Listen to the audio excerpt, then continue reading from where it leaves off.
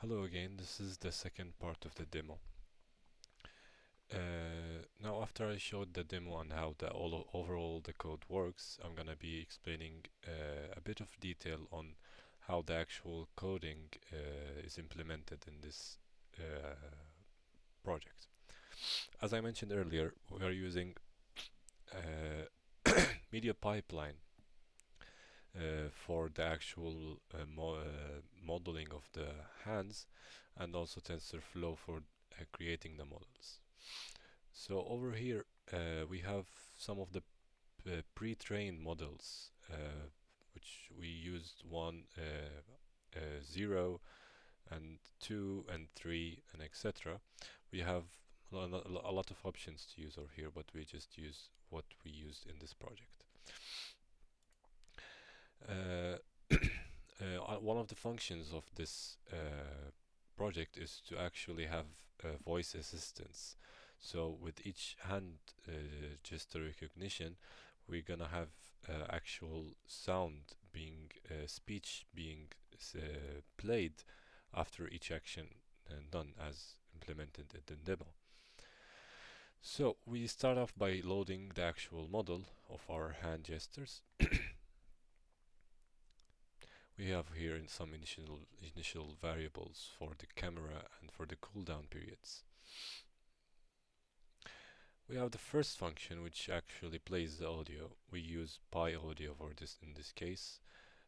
We made an actual file that plays the music and also plays the voice assistant speech thing so that we can know without looking at the screen that the actual hand recognition is implemented and is successfully recognized. We also have a function to stop the audio, so it's a global audio thread. The reasoning behind using audio thread is basically so that we have one thread that plays the audio, so that we don't have repeating audio playing in the exact same time. This avoids having lags in this voice and actually optimizes the code so that it doesn't run or load the CPU. Again, we have a function for the lights up. Same principle, and for the lights down.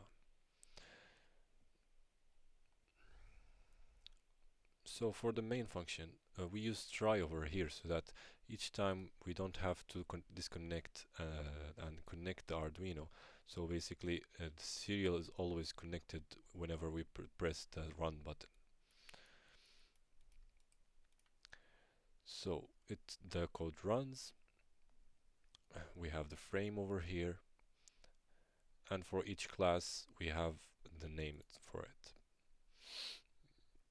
Starting off, of course, we have here the landmarks, actual shaping and putting the hand marks on the gestures. So class ID 0, which is basically playing the music on, we have it conditioned under these conditions, which is the audio play thread. It is false, so basically there is no audio being played, so that can be actuated.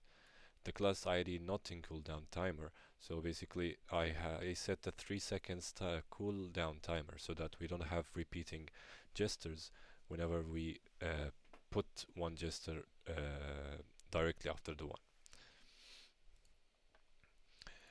And we start the thread over here, and the cooltime is time.time for that specific class.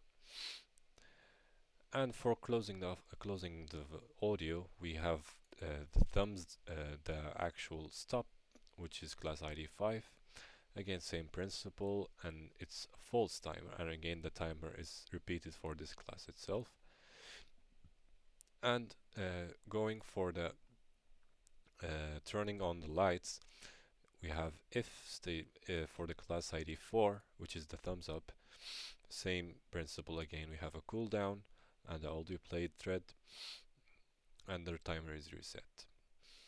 Over here, we use the actual serial bit 1 to give the Arduino a command that we are initiating this action over here. But a better way to approach it is actually defining it in its own function over here, as I did. So we'll send a command to the actual relay in this case for bit 1 in serial. And if not, it's gonna be the thumbs down, which is class 3, with a audio Arduino write 0 bit. That's pretty much it, and this is basic prediction of the frame and quitting whenever we press Q. Now let's see the actual code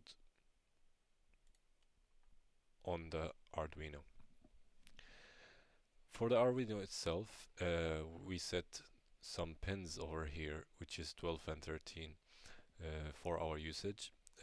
12 is gonna be the connection of the LED, 13 for the buzzer. The buzzer main idea of behind it is just so that without seeing the screen we can know that we turned the lights off. So it's just gonna give us a tone, a two-tone actually, to give us an indication that the lights are turned off. So over here we have the when receiving the actual command 1 bit 1 from the Python serial, the LEDs are opened. We also send a serial .write 1 to the other Arduino Nano, in this case, to turn on the relay for the actual AC bulb. And if not, we have a 0 command coming from the Python code, and the LED pin is gonna be low, and again a 0 is transmitted by the TX pin to the RX pin of the other Arduino, and this is the basic loop. Now for the playing tune, I selected to some sort of tone over here to indicate that the actual lights are off without seeing the screen. For the second Arduino, we have a very basic code, in this case the relay pin 9. So what we do is just we take the signal from the transmitted pin from the first Arduino and we feed it into the second one. So basically over here, whenever we get a signal, since we are using a low level trigger relay, so basically the high is low in this case. So we wanna have it as low if one receives, and else we get it high. It's a very simple code for the second Arduino, but this is the only way that I could make it work. That's pretty much it for the project. It's a straightforward project, and in this case we can implement multiple applications. Here we only use 2, but the sky is the limit for the amount of applications for that we can do in a smart home, starting off by actually controlling TVs, heating appliances, locking and closing and unlocking the doors, windows, garages, etc. The applications are endless, and we can apply the exact same principle for any home appliance that we wish to do. Thank you for watching.